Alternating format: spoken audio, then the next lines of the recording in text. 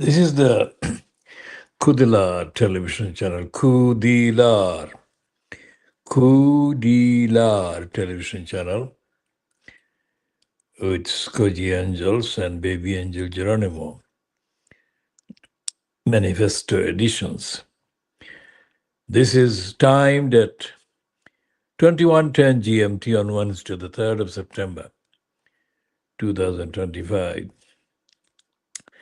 Tomorrow, that is Thursday, the 4th of September, 2025, tomorrow's editions of the British newspapers, collectively known as Fleet Street, feature Angela Rayner as in effect having admitted to have acted as an idiot.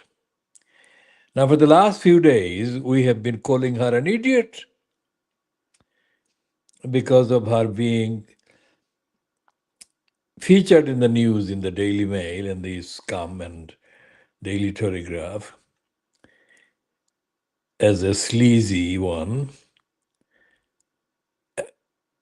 We have described that as being the result of her idiocy rather than her corruption in that comparison. So she says in the Daily Telegraph, according to the headline on the front page of the Daily Telegraph of Thursday, the 4th of September, 2025, Angela Rayner confesses that she did pay less tax, but it wasn't her fault. And the Guardian of the same date says that Angela Rayner is in peril after admitting she underpaid the tax. Whatever the reason, whoever is responsible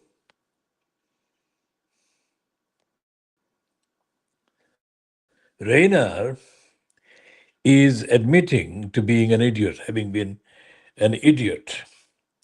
And that is the point we have made about her. Now, on Wednesday, the 3rd of September 2025, there is a feature, or there are 3 articles on the I paper about Corbyn. One of them is headed, let's get to the actual features on Corbyn. Because this is the point that we have been making about Corbyn.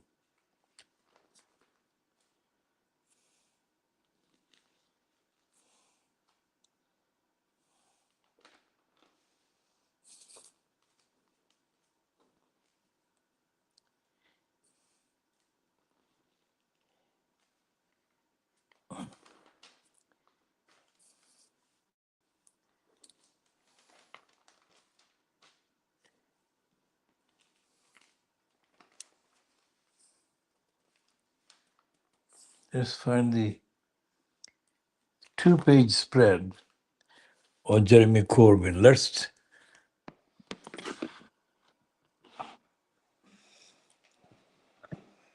I'm going to find the 2-page spread on Jeremy Corbyn.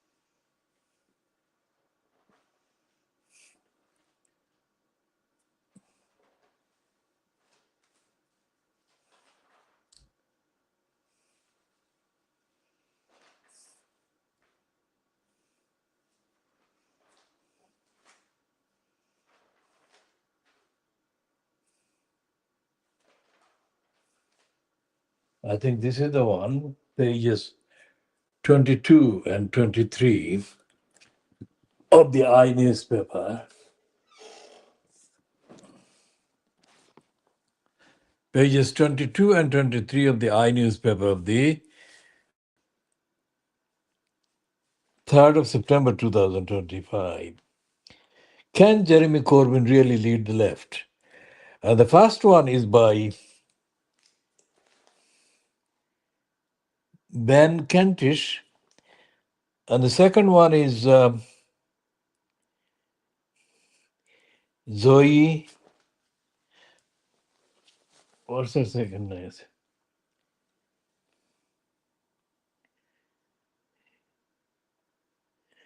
Zoe Grittenwald. It's like a German name. And this one, the third one is Harriet Williamson. This one is Harriet, yes, he's a reminder of what this country could have had. Now, the first one is the one that comes anywhere near the actual evidence that we have for the last 10 years pointed out about Corbyn's unfitness for purpose. We have consistently said during his time before Starmer took over that Corbyn was idiotic and didn't have the presence of mind and didn't have the actual skills to deal with the media. And we have said that the persistent abuse of him, that is Corbyn, by David Cameron during question time, Prime Minister's question time, went unanswered by Corbyn, thus leaving objectively the impression that he was not fit for purpose. What he may have thought he was doing was to be not as nasty as Cameron. That absolutely is irrelevant. As for his inability to deal with the media, we have said thousands of words over the last 10 years that Corbyn didn't have the presence of mind to use the media against their agenda against him. For example, we have pointed out that every time he left his home, any number of media crew, broadcasting media with microphones held in front of him, greeted him just outside his house. But instead of stopping and telling them what his agenda was or what his answer to the various issues was, he sprinted to the car. He sprinted to the car, the nearest car. We have said that he should have stopped and asked the media people the question, what did they base anything on? What evidence had they?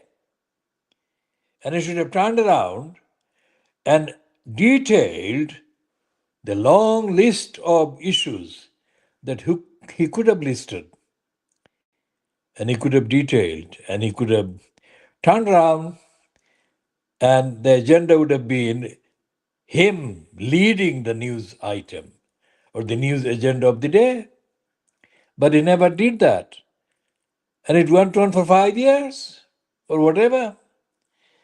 And Corbyn is now being hailed, as this woman, Summer, what's her name, Williamson is saying, Harriet, that he could have been, or he is a reminder of what the country could have had. Well, it's a reminder of what the country should not have had. Corbyn, as I said, was a member among 5 or 6 members of parliament and ex-members of parliament of the lying, opportunist, careerist, corrupt Tony Benn, whom the hero worshipped. and I actually witnessed them at close quarters. Hero worship in Tony Benn. Tony Benn organized or held kind of central position that was given to him by this fan club. And the fan club absolutely failed to diagnose the particular political issues afflicting the country at that time, whatever the time was. And I'm talking mainly during the early 1980s. Tony Benn was a disaster, complete fake. And Jeremy Corbyn is a fake because he's copying a fake.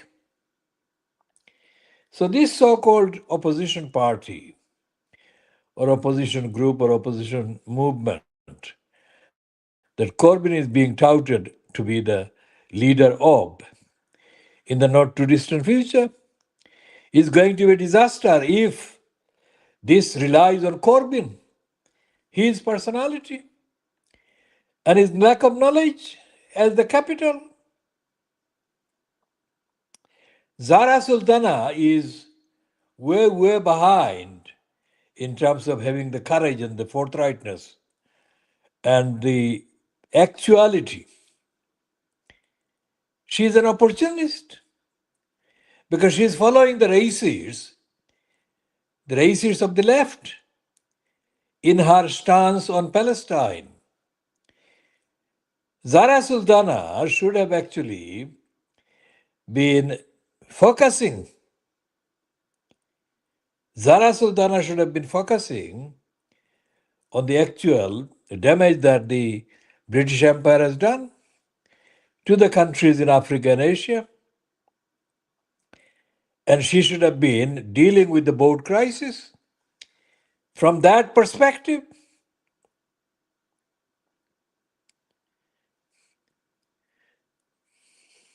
The latest private lie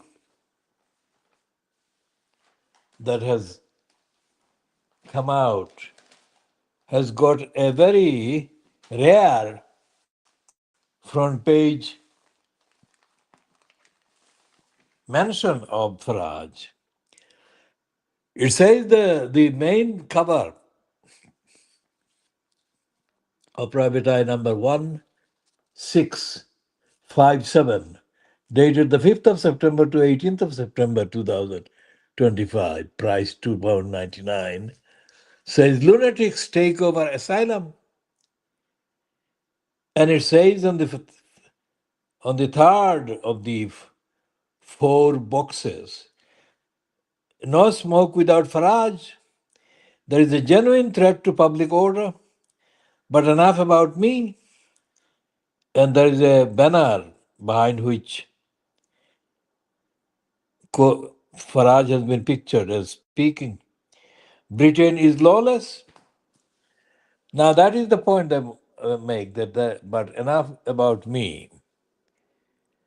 But there is no real evidence of private lie talking about Farage as the inciter of hatred, the longest running inciter of hatred.